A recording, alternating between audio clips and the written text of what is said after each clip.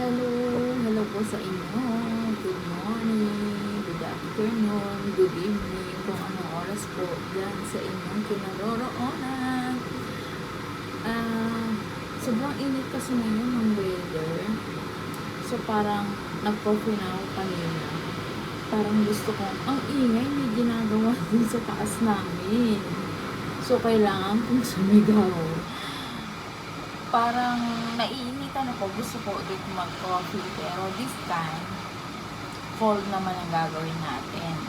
So, meron tayo ditong fresh milk, ano ba, full cream. Meron din tayong coffee powder.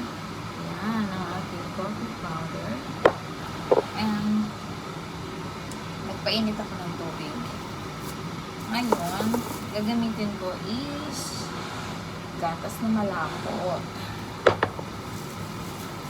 Samahan niyo ko sa aking paggawa ng cold coffee. DIY.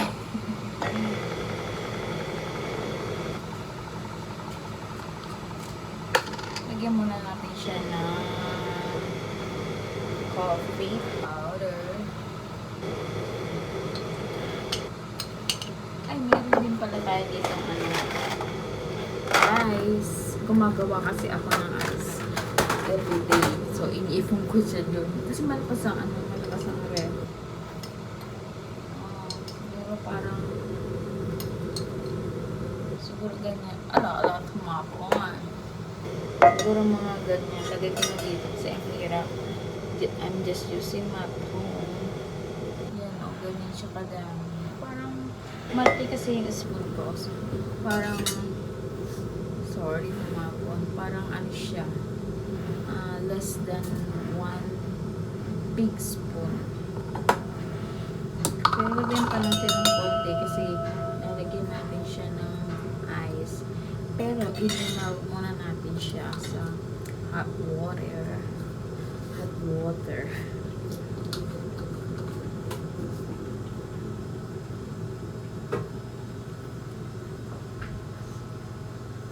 Lalagyan ko na siya ng condensed milk.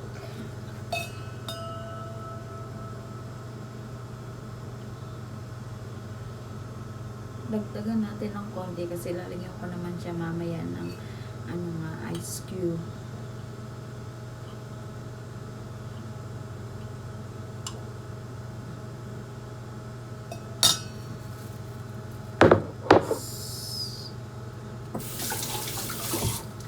Tapan natin siya ulit. Lalagay ko lang siya sa fridge. Para next time meron ulit akong gagamitin. So, ito na yung hot water. I will show you how. Lagyan siya natin ng konting hot water.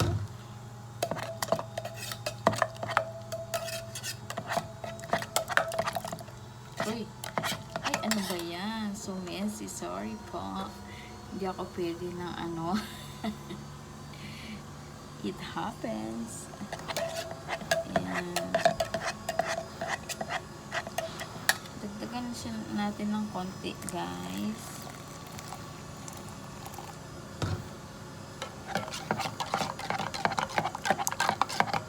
Ayan. Then, lagyan natin itong fresh milk na full cream.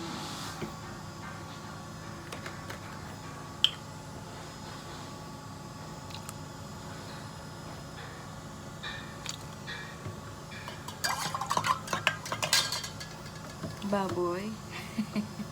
Sorry po. And then, lalagyan na natin siya ng ice cube.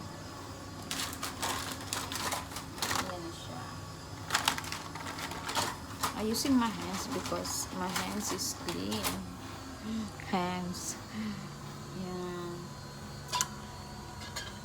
2, 3, 4. Dagdagan natin siya ng konti.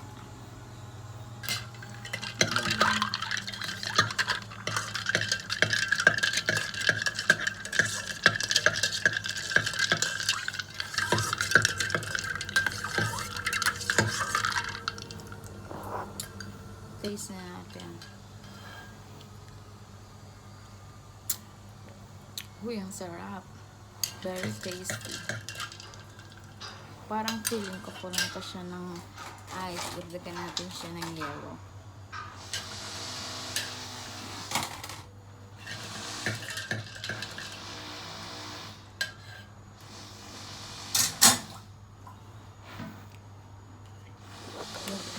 Then, ibabalik ko na itong tubig na mainit.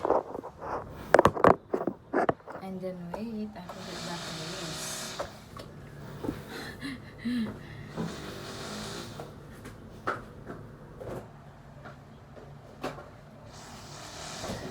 And then, cover na natin ng ating. Hindi ko alam guys, na itapon ko yata yung rubber niya dito sa lid. Kasi, siguro na ano din yun, na experience nyo. Kasi sinabon ko na siya. Tinanggal ko yung dito sa pinaka-lid niya, yung rubber.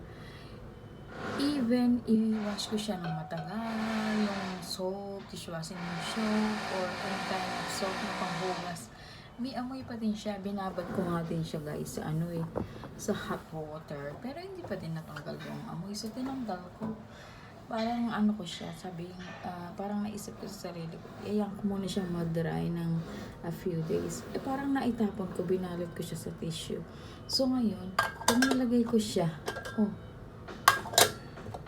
Hindi na siya fit kasi nga natanggal na yung pinaka-rubber. Ay. So ngayon, ganyan na lang siya. I will get some straw. Meron din tong straw, kaso dinala nung aking anak nung magbakasyon sila dito. Ngayon nasa Pinas na. So ngayon si mother dear ako. Okay na ako dito kasi meron pa akong isang ganito. Yung mga hindi nakakaalam dyan, I love Hello Kitty so much. Meron akong Hello Kitty na tote bag, slippers, towel, basta bowl, spoon, fork, chopstick. Nagkukulit ako.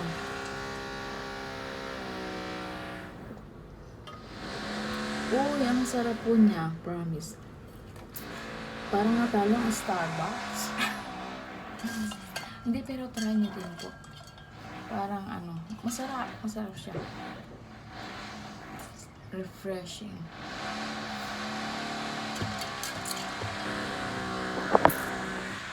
Sarap niya kaysa bumili po kayo sa Circle K o sa 7-Eleven. Ayun siya, Ang yummy niya. Super yummy. Bye, guys. Sabi ko, gagawa ako ng cold coffee when at i-video ko. Kaya pinidyo ko. So, bye-bye. Try nyo dito sa bahay nyo.